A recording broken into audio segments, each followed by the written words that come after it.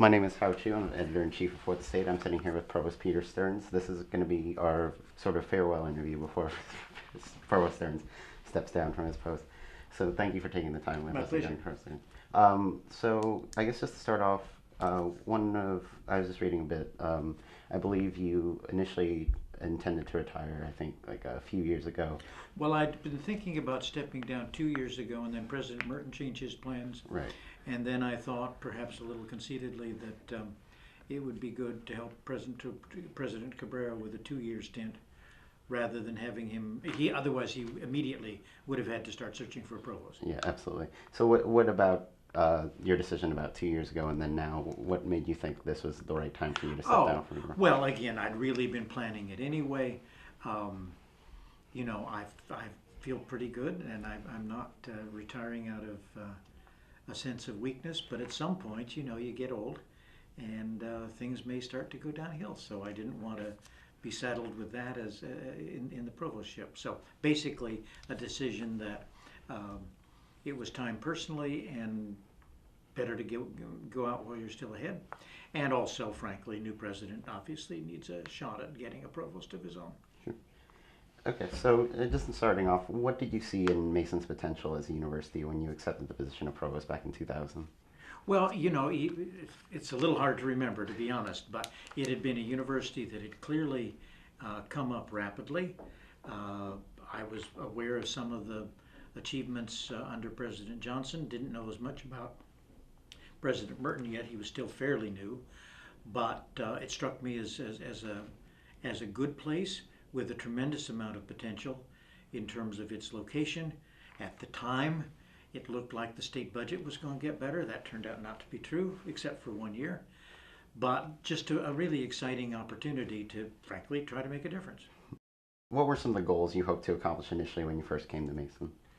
The the ones it struck me, and I'm a little embarrassed by this because the goals in some ways were sort of conventional.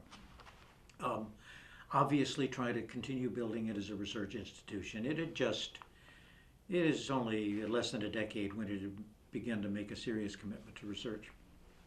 Um, I thought we could work on becoming a little bit more selective in selection of students. I've changed my mind on some of that, but I just thought it was in a position to begin to move up by some of the conventional measures of university quality. What are you most proud of out of all the events you've overseen Okay, and all that stuff in okay. your 14 Three, years? three things, and I'll be very quick.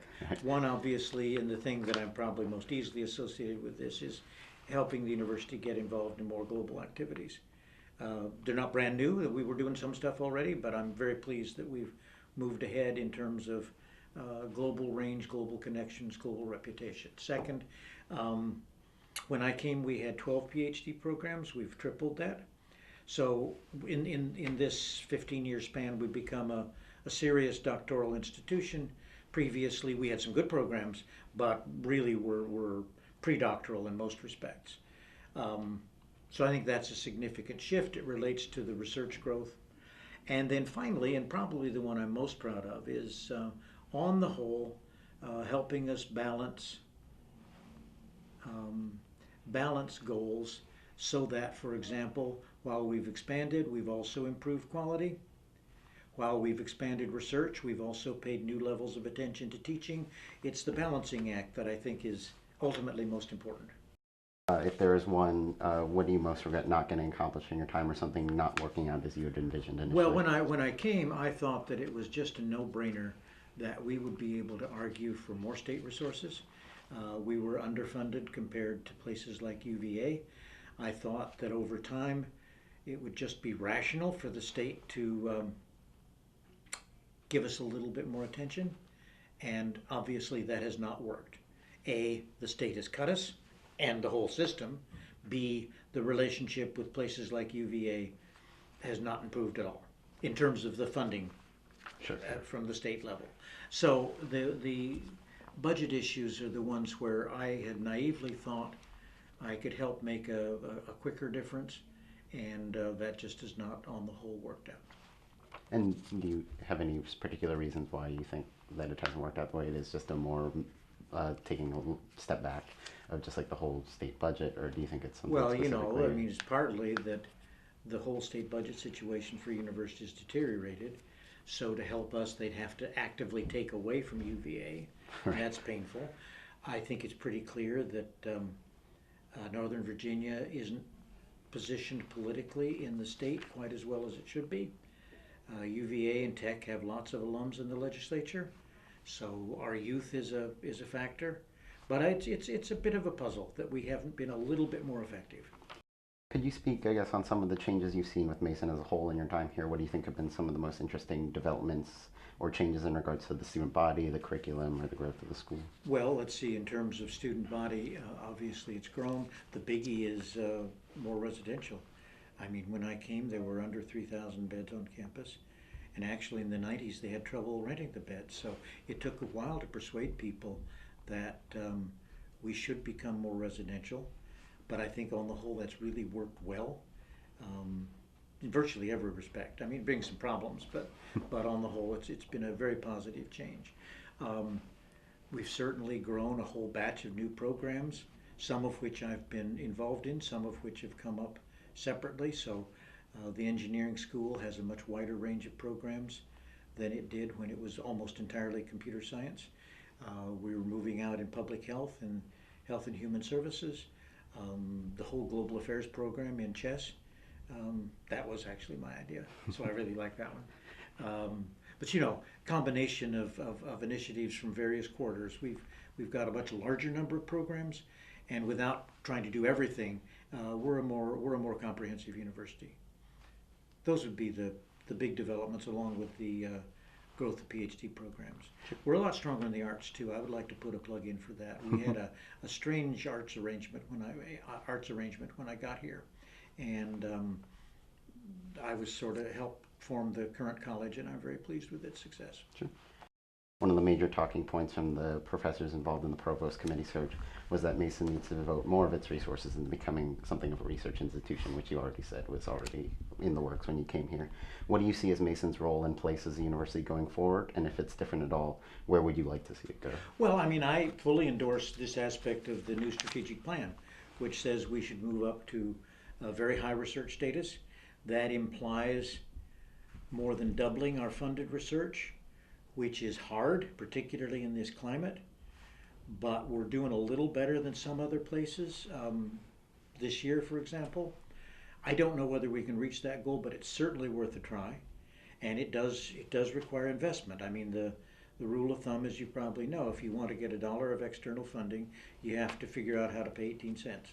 So it's beneficial, and I do believe also one of the important things is I think we've done a pretty good job, particularly with the Oscar program, in making it clear that research is also an educational asset. It's not just off on its own. Right. I think Dr. Wu has a distinguished career. He has very interesting research interests. I think that aspect of his credentials sort of bolsters the research mission that we were just discussing. I think he would agree he'll have a lot to learn. I had a lot to learn, but I'm very positive about the kind of impact he can have. Sure. What differences do you see in the leadership style and vision for the university with Presidents Merton and President Cabrera? The most obvious, there are a lot of similarities, but the most obvious difference is President Cabrera places much greater emphasis on innovation and even a certain amount of disruption. President Merton was the guy who helped coin the tag "innovation is our tradition," so I don't mean he wasn't innovative, but he didn't push the notion of change in all categories to the extent that President Cabrera does. What do you think is Mason's strength? What do you think is the biggest strength of Mason as a university going forward? And what do you think is its biggest obstacle to overcome, both immediate and anything you foresee? Okay, the strengths are pretty obvious. Great location, it's helped us tremendously. Really impressive student body in terms of quality and diversity. On the whole, an excellent faculty. And truly, a reputation for being willing to take risks, for trying to make good ideas pay off rather than figuring out reasons not to do it. In other words, I think we're a can-do place. And I think that attribute is something that's really important to preserve. The obstacles are mostly money. Um, we've seen the state budget contribution go down dramatically. We're now seeing limits on the extent to which we can manipulate tuition. And that's just a fact. It's not a complaint, it's just a fact. So we need to figure out new resource patterns. The Into program, which I'm very pleased we managed to finalize this year, I think that'll help us beginning in a couple years from now. So I'm not unoptimistic, but the resource challenge is really serious. Last one is, what will you miss most about being the school's provost, and then what excites you most about returning to instructing Well, full-time? the provost job has been a lot of fun on the whole. There are days when it's awful, but on the whole, it's a lot of fun because you get to deal with so many different issues, and you can really make a difference. So I'll miss that, and it'll be strange. This isn't something I'll necessarily miss, but it'll be strange to have my days back. I mean, right now I come into work and my schedule's all set. I just do what I'm told. And as a faculty member, I'll have a lot more choice to make. But I do like teaching. I've taught, as you know, at least one course a semester all the time. So I enjoy working with Mason students, and I look forward to that. I can develop some new courses and hope to develop some new facets from our research. And it'll be interesting to try to figure out what, if anything, I can do that's exciting in a different capacity. Well, thank you again so much, Provost. My pleasure. for Thank you talking. both for Thank you coming for over. today.